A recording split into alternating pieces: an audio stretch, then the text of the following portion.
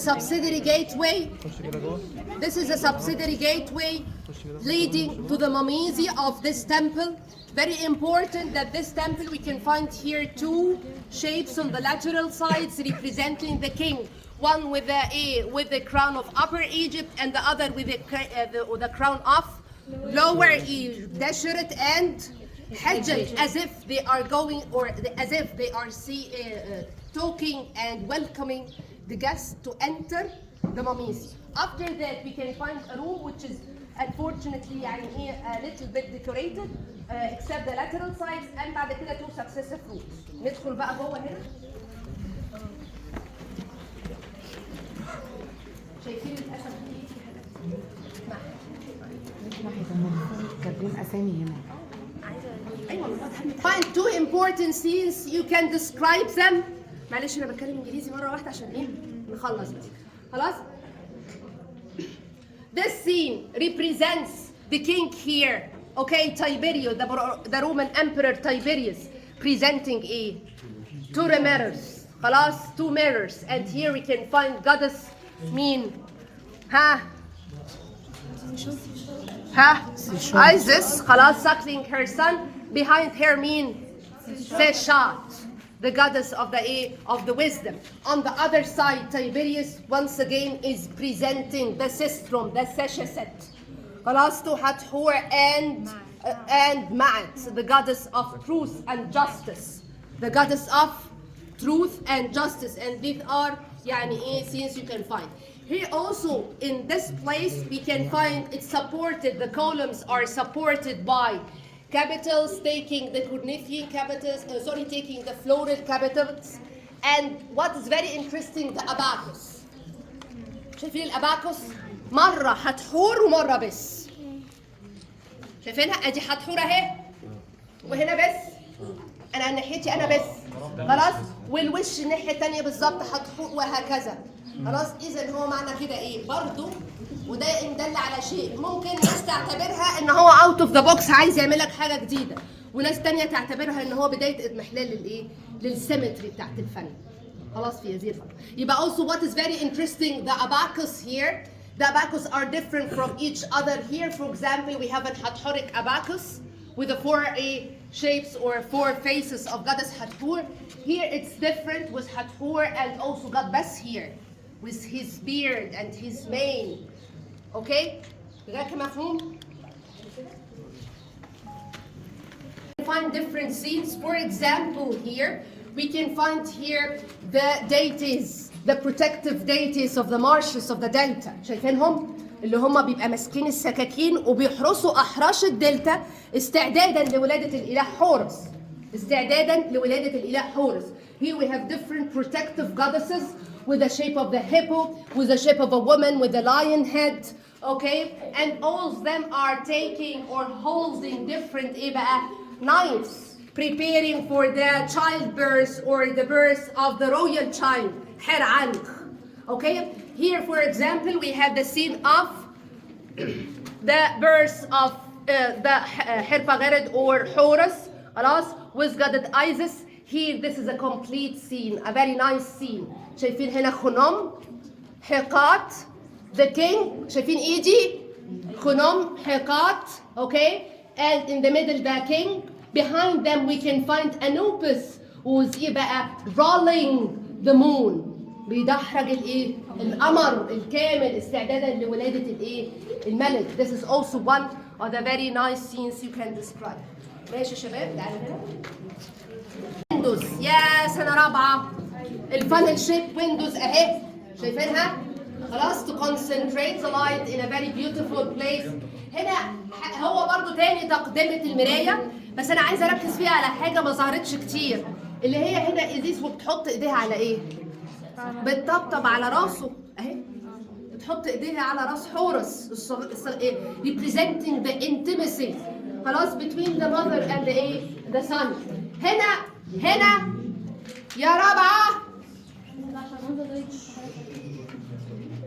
هنا يا سنة رابعة المنظر الرئيسي، الاحتفال الرئيسي بولادة حورس. في البداية حورس وهو متوج في أحراش الدلتا خلاص، وهو لابس التاج المزدوج المنتمي الى القوتين، خلاص، خمتي، وما بين مين بقى؟ حورس، اوكي، كملك، وهنا كايه بقى؟ والاله تحط اله الحكمه. شايفين الكروس اللي في النص؟ خلاص، ان هو بيقضي اهو، عمل كروس. خلاص، هو عايز يقضي، يمحي مناظر الايه؟ الوثنيه. ماشي. هنا ازيز وهي بترضع الطفل، ادي اتوم، ادي تحط نخبه وواجد. شايفينهم؟ حو اند سيا.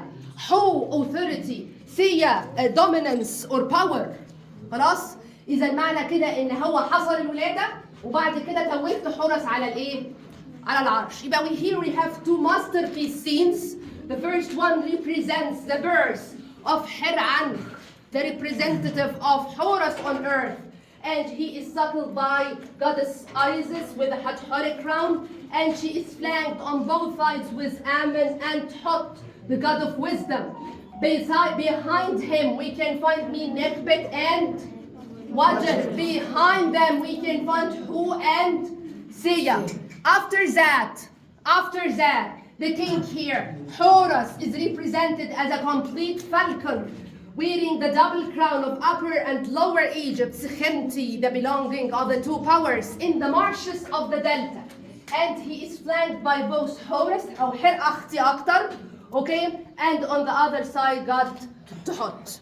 ماشي شباب؟ يلا. بتاعت الإلهة إيزيس، شايفينها؟ اوكي، وهي محمولة على أكتاف البريستس بتوعها. ماشي؟ طيب هندخل الكوريدور ده.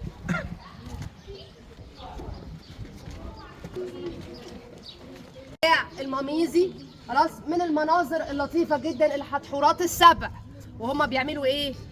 playing the tambourine، احتفالا بقدوم الإله. وهنا في 7 أعمدة، أعمدة بتاخد أشكال مختلفة، خلاص، composite capitals، بس هنا معظم الايه؟ الاباكوس making the Hathoric crown.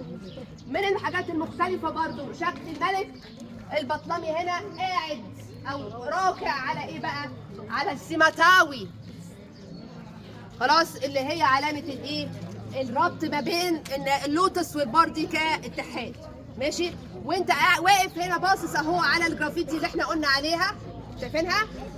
بتاعت الفرنش سولجرز اهم بيكتبوا اساميهم على.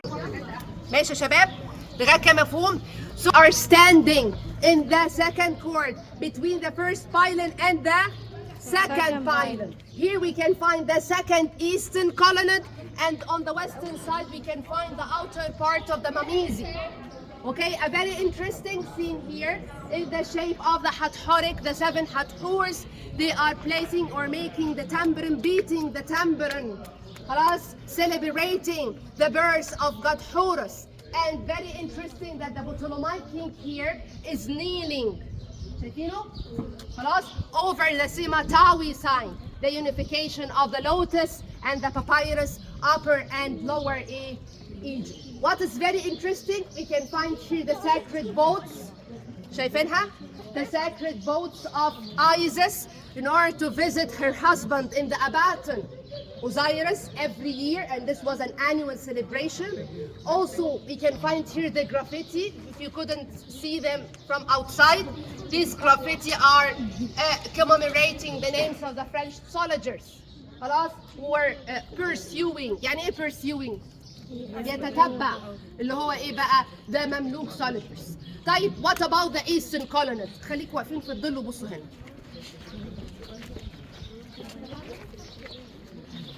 في الظل. خلاص، we have different rooms. خلاص، the doors here are leading to different rooms. 2 of them were not decorated. Concerning the fourth room, الحجرة رقم 4, it was probably used as a library. Once again, the temple was not only a religious center, it was an educational center. It was a place for learning, for preserving science, and for preserving liturgy of the priests. يبقى هنا هتبقى ماشية ازاي؟ اوكي؟ طيب بعد كده عندنا second pylon. The second pylon برضو, the king once again he is presenting offerings and for Hathor, Horus, Isis and Osiris here on this side, Horus and Hathor on the other side. ماشي؟ يبقى هنا مش نفس الآلهة، لا ده أنا أوزيس وأوزوريس على جهة وحتحور وحورس على الجهة الأخرى. خلاص؟ دي أحد